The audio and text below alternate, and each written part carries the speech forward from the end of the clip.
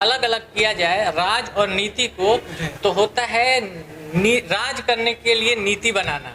और मैं ये कभी नहीं चाहता हूँ कि सिर्फ मैं अकेले राज करने के लिए नीति बनाऊं। असल में होना चाहिए कार्य नीति। जो मेरा घराना रहा है, उस घराने से जितनी भी आप सरकारी बिल्डिंग देख रहे हैं, सरकारी जगह देख रहे हैं, लगभग उसको दिया गया है। जो भी तो जिम्मेदारी जो है सिर्फ परिवार की नहीं होती है, समाज के लिए भी जिम्मेदारी होती है। कहीं ना कहीं जिम्मेदारी तय करना पड़ता है। देखिए, क्रिकेट में भी रुचि थी, बैडमिंटन भी खेलते हैं, अभी भी खेलते हैं। ये शहर से 5 किलोमीटर के रेडियस में मैं ज़मीन मुहैया कराने को तैयार हूँ, और अगर मैं बनता हूँ तो उसको एकदम अमली जामा पहनाऊंगा। और सिवान में 15-20 साल पहले जो डॉक्टर मोहम्मद शहाबुद्दीन साहब के अंदर ये सोच थी, उन्होंने उस सोच को आगे बढ़ाया, तो जाके फिर आपको हर जगह स्कूल भी अच्छे दिखे, आपको हॉस्पिटल भी अच्छा दिखा, आपको प्लेग्राउंड भी अच्छा दिखा। BA, BCom, BSc और MA, MCom करें विश्व की सबसे बड़ी यूनिवर्सिटी इग्नू से। सॉल्ड असाइनमेंट और गाइड बुक्स प्राप्त करें। संपर्क करें Mahakal computers, DAV college gate के सामने, सिवान। थायराइड, शुगर और मोटापे से हैं परेशान तो मेट्रो हॉस्पिटल सिवान है एक बेहतर समाधान। डॉक्टर MS अहमद अंतर्राष्ट्रीय कुशलताओं के साथ दे रहे हैं सेवाएं। संपर्क करें centre point, Chakiya Bindusar road, Siwan.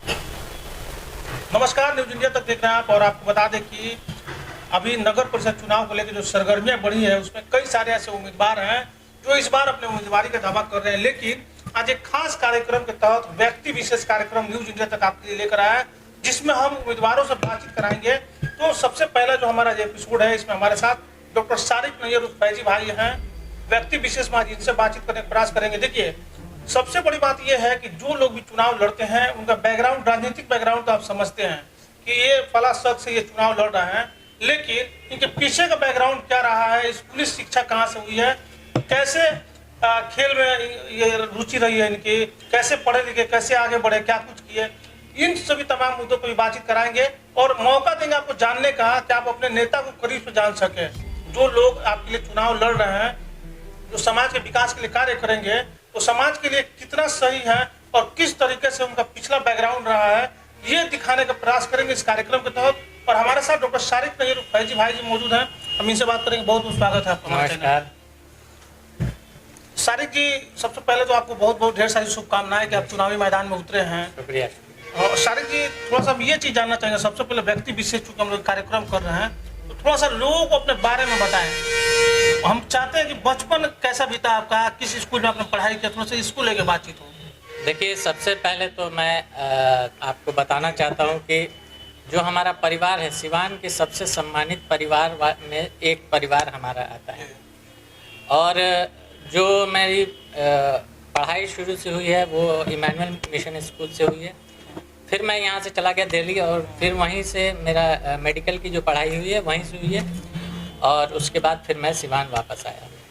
तो पेशे से डॉक्टर भी हैं, लॉ भी आपने किया है शायद? जी, अभी मेरा लॉ कंप्लीट हुआ है। लॉ भी कंप्लीट? क्योंकि मेडिकल में था, तो जब मैं दिल्ली में था तो प्रैक्टिस करता था, लेकिन अब सिवान में आने के बाद बहुत सारी मसरूफियात हैं और उस सामाजिक कार्य भी करता हूं, तो उस हिसाब से फिर मुझे प्रैक्टिस करने का मौका नहीं मिला। सारिक जी, आपने लॉ भी किया है, मेडिकल भी किया है, लेकिन ऐसा क्यों आपको लगा कि चुनाव भी लड़ना चाहिए, चुनावी मैदान में आना चाहिए? देखिए, अगर योग्य व्यक्ति आगे बढ़ के नहीं आएगा राजनीति में, तो अयोग्य व्यक्ति वहां चला जाएगा, और जब अयोग्य व्यक्ति वहां जाएगा तो फायदा पहुंचाने के बजाय नुकसान ही पहुंचाएगा। जनता का पहुंचाए, सिवान जो सिटी है उसका पहुंचाए, वो कहीं ना कहीं लोगों को नुकसान ही पहुंचाएगा। लेकिन कई लोगों का ये भी कहना है कि डॉक्टर सारिक नैयर को राजनीतिक समझ नहीं है, राजनीति में नए हैं, इस तरह की बातें मार्केट में चल रही है जब से आपने उम्मीदवारी का घोषणा किया है, तो उनको कैसे जवाब? देखिए, मैं राजनीति जो वर्ड है ना, वो वर्ड मैं इस तरह से देखता हूँ कि अगर उसको अलग अलग किया जाए राज और नीति को, तो होता है राज करने के लिए नीति बनाना। और मैं ये कभी नहीं चाहता हूँ कि सिर्फ मैं अकेले राज करने के लिए नीति बनाऊं। असल में होना चाहिए कार्य नीति, और उसी पे मैं विश्वास करता हूँ कि मैं जो कार्य करना चाहता हूँ उसके लिए नीति बनाऊं। तो मेरा आगे का यही विजन है कि मैं कार्य करने की नीति बनाऊं। अच्छा, बचपन से आपने सिवान को देखा है, समझा है, आपके जो परिवार का इतिहास रहा है, आपके परिवार ने सिवान को बहुत कुछ दिया है, लेकिन अभी जो हालात आप देखते हैं, पिछले कुछ दिनों की, कुछ वर्षों की बात करें तो जो सिवान के हालात रहे हैं, जो नगर परिषद पे काबिज रहे हैं, उनके द्वारा जो विकास हुए, उनको आप कैसे देखते हैं? देखिए, जो मेरा घराना रहा है, उस घराने से जितनी भी आप सरकारी बिल्डिंग देख रहे हैं, सरकारी जगह देख रहे हैं, लगभग उसको दिया गया है। जो भी आप उठा के देख लीजिए, स्कूल देख लीजिए, विद्यालय देख लीजिए, सब जगह मेरे घर से जमीन दी गई है। तो इसी को देखते शहर में कई सारे से बिल्डिंग है जो आपके परिवार के द्वारा दिया गया है जमीन। तो ये जब मैं ये देख रहा हूँ कि जब मैं जवान हुआ, मेरे कंधों पे जब जिम्मेदारी आई, तो जिम्मेदारी जो है सिर्फ परिवार की नहीं होती है, समाज के लिए भी जिम्मेदारी होती है। कहीं ना कहीं जिम्मेदारी तय करना पड़ता है। तो वही मैं सोच के आगे आया कि मेरे समाज के प्रति क्या जिम्मेदारी होनी चाहिए। इसी कोशिश को लेके मैं आगे बढ़ा हूँ और जनता के बीच गया हूँ कि मैं सिवान को कैसा देखना चाहता हूँ। सिवान जो है इतने दिनों से सिर्फ और सिर्फ भ्रष्टाचार के चंगुल में घिरा हुआ है। हर काम में भ्रष्टाचार है, यहाँ तक कि कूड़ा में भी भ्रष्टाचार है। अच्छा भाई जी, कूड़ा का जो डंपिंग का मामला बीच में आया था, जमीन खरीदी गई थी, जमीन में करोड़ों रुपए की घोटाला की बात सामने आई। पिछले दिन आपका इंटरव्यू हम लोगों ने चलाया भी था, हमने देखा भी था दूसरे चैनल पे। आपने खुल के साफ तौर पे कहा कि घोटाला जिस कारण से हुआ है, जमीन के कारण से, मैं उस चीज को खत्म करने के लिए अपना खुद का जमीन दूंगा कूड़े के डंपिंग के लिए। हालांकि बहुत लोगों ने इसका स्वागत भी किया था। तो कैसे इस चीज को कैसे जमीन देंगे आप? देखिए, जो मेरा घराना है, बीघों की बीघों जमीन ऐसी ही पड़ी हुई है। तो इसको देखते हुए कि अगर सिवान शहर में अगर उस चीज़ की दिक्कत है, तो क्यों ना मैं आगे आके उस प्रॉब्लम ही को ख़त्म कर दूं कि जो डंपिंग की प्रॉब्लम है वो ख़त्म हो जाए।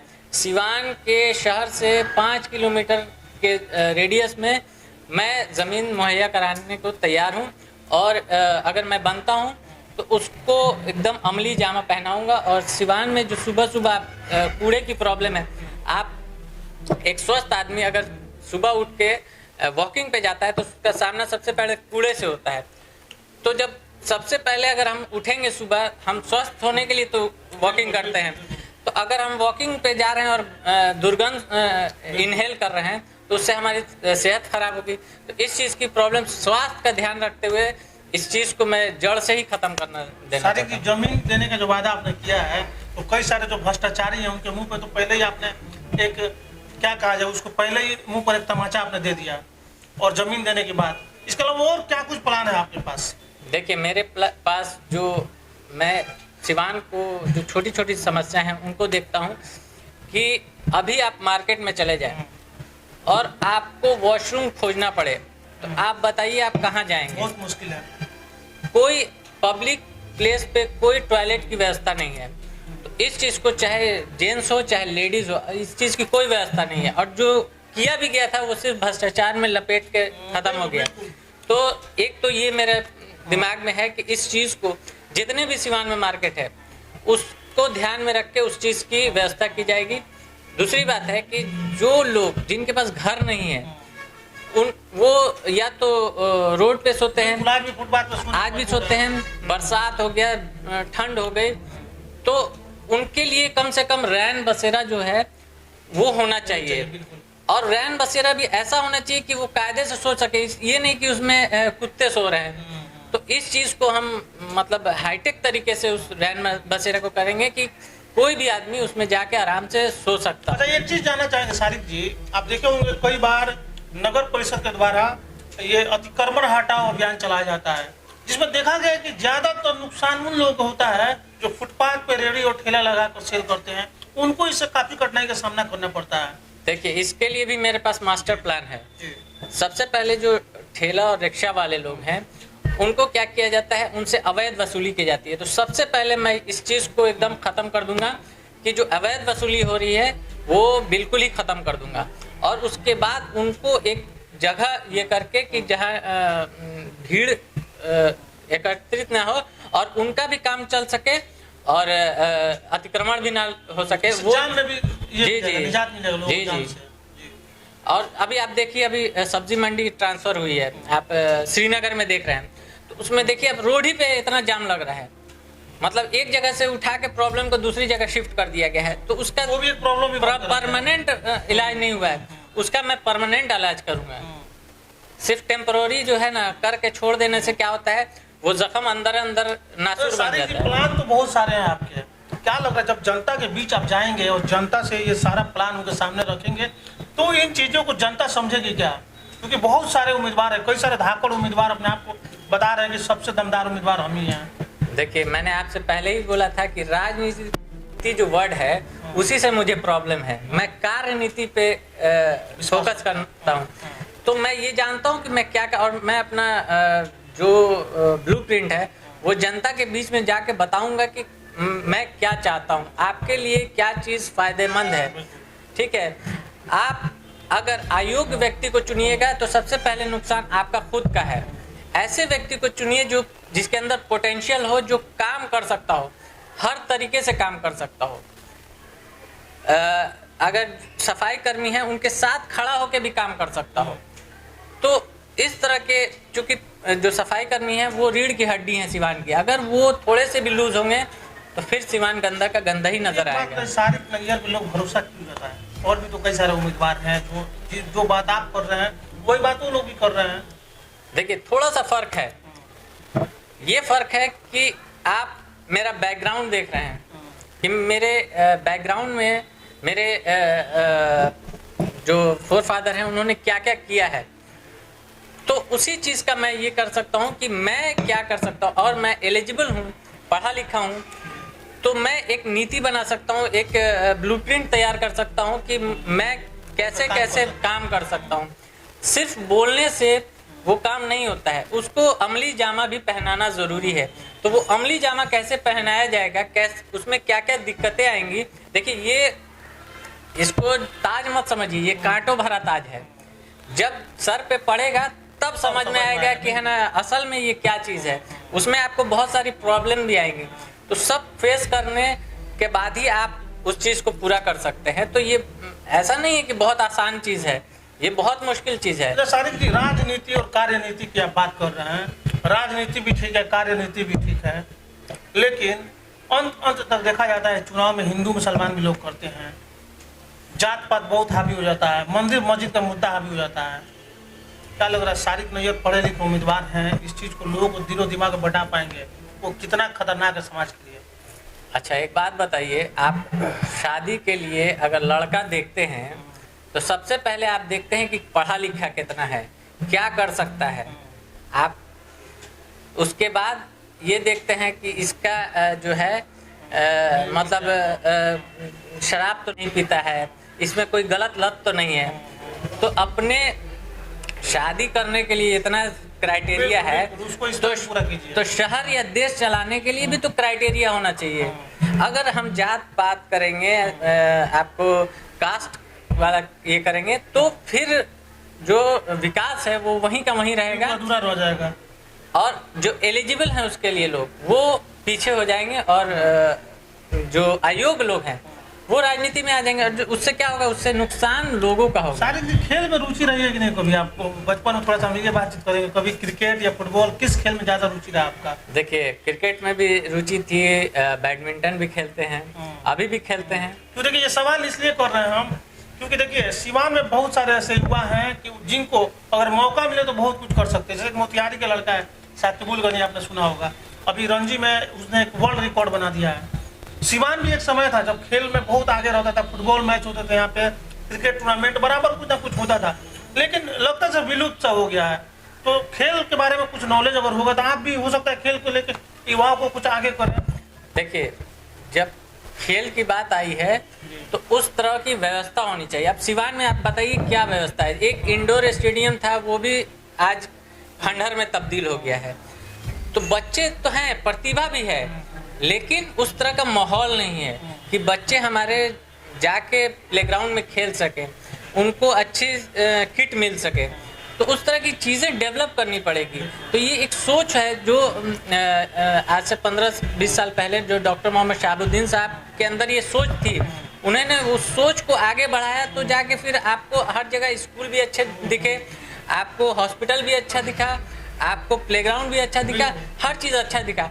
तो एक सोच थी जो आगे बढ़ी, वही सोच है कि है ना, अगर हम ये चीज़ अपने सामने रखते हैं और सामने रख के सिवान की भलाई के लिए कुछ सोचते हैं, तो फिर आगे वही चीज़ आगे बढ़ती जाएगी।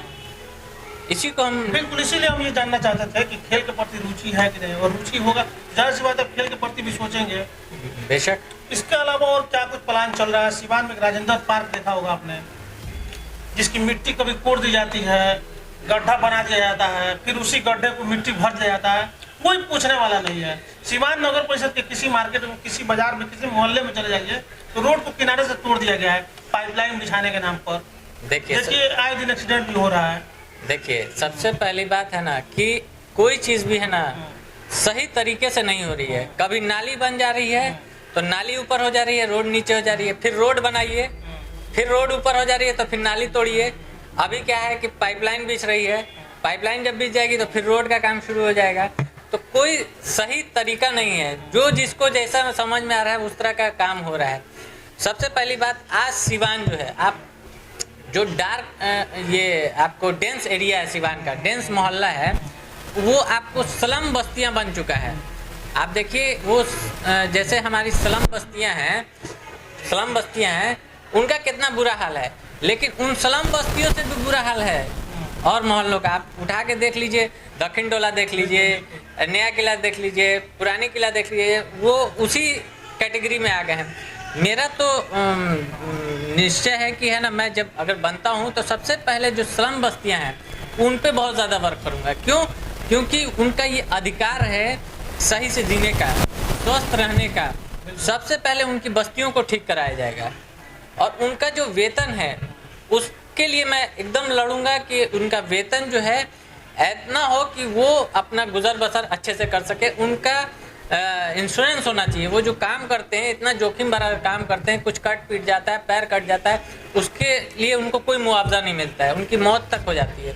तो ये सारे बहुत सारे प्रोग्राम हैं जो मैं अच्छा, सारे एक चीज़ जानना चाहेंगे, जब आपके जैसा युवा पढ़े लिखे भी है, डॉक्टर भी है, आपने लॉ की डिग्री ली हुई है, तो आप जैसे जब युवा आते हैं मार्केट में, समाज की डेवलपमेंट की बात करते हैं, तो क्यों कुछ लोग ऐसे हैं जिनको ये कहना पड़ता है कि उनका कोई राजनीतिक बैकग्राउंड नहीं है, वो तो राजनीति में बच्चे हैं, इस तरह की बातें लोग करने लगते हैं, कैसे उनको क्या कहेंगे? देखिए, अगर आप कोई काम करने के लिए आगे बढ़ रहे हैं और कोई आपके पीछे आपका विरोध कर रहा है, तो समझ जाइए कि आप पॉपुलर हो रहे हैं, आपकी प्रगति हो रही है। मैं इस चीज़ को इसी संदर्भ में देखना चाहता हूँ। जो आज मेरे लिए कुछ नहीं बोलते थे, वो कम से कम मेरे लिए बुरा तो बोल रहे हैं, तो इसका मतलब है कि कहीं ना कहीं मेरा असर नजर आ रहा है। लास्ट में क्या कुछ कहेंगे सिवान की जनता से? देखिए, मैं सिवान की जनता से यही अनुरोध करना चाहता हूं कि मैं उनका बेटा हूं और मैं जो करना चाहता हूं सिवान के लिए, वो एक बार मुझे मौका दें और मौका दे के देखें कि मैं क्या कर सकता हूं। मैं सिवान को बदलना चाहता हूं, जो सिवान की प्रॉब्लम है उनको दूर करना चाहता हूं और परमानेंट इलाज करना चाहता हूं, टेम्पररी नहीं। बिल्कुल, आपको बता दें कि पढ़े लिखे युवा जब आएंगे तो कहीं ना कहीं सिवान का दशा और दिशा बदलेगा। इसी शुभकामनाओं के साथ हम भी इनको शुभकामना देते हैं कि चुनाव लड़े। हालांकि वक्त तय करेगा कि जनता इनको कैसे अपना समर्थन देती है, और भी कई सारे उम्मीदवार हैं, उन उम्मीदवारों से भी बातचीत करने का प्रयास करेंगे। लेकिन डॉक्टर सारिंग नैयर जी ने बहुत ही अच्छी बात कही है। सबसे बड़ी बात कि सिवान में जिस जमीन को लेके आप बता दें कि कूड़ा डंपिंग के नाम पे जमीन खरीदा गया था और उसमें जबरदस्त तरीका से घोटाला सामने आया था, जिसको लेके इतना बवाल हुआ, उस चीज को इन्होंने सिर्फ एक शब्दों में ये कह के खत्म कर दिया कि मैं अपनी खुद की जमीन कूड़ा डंपिंग के लिए दे दूंगा। ये एक बड़ी बात है और इससे और भी जो उम्मीदवार हैं उनको काफी सीख लेने की जरूरत है कि भ्रष्टाचार एक तरफ जहाँ पूरा भरा हुआ है, वहीं दूसरी तरफ कोई अपना जमीन देने को तैयार है। ऐसे तमाम खबरों के लिए बने रहिए न्यूज इंडिया तक के साथ। जेड हेवन पेस्ट्री केक पर दे रहा सबसे बड़ा ऑफर, 3 पेस्ट्री केक पर 1 पेस्ट्री फ्री और साथ ही पाए 15% की छूट। आज ही पहुँचे जेड हेवन, खान मार्केट, अस्पताल रोड, सिवान।